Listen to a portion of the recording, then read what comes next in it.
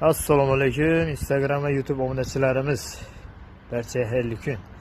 Gentra'miz sotiladi. 100% kraskasi родной. Mashin holati idealniy. Sanasi zo'r saqlangan. Salon qismi cho'tki turibdi. Option mashin zo'r saqlangan ekan. Sotiladi. Bahosini xudo xolasa addiyaning videoga qo'yib o'tamiz.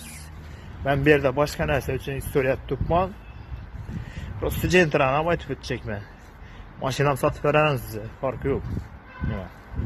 Ben CD'larni ko'rsatchakman bu yerda.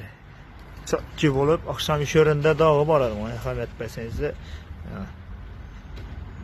100% imtizga bo'ldi. Kimga shunday xizmatlar kerak bo'lsa, bemalol kelaverasizlar. Bizda bor.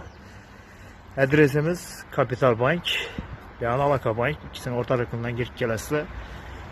İşxonamiz shu yerda arkasında.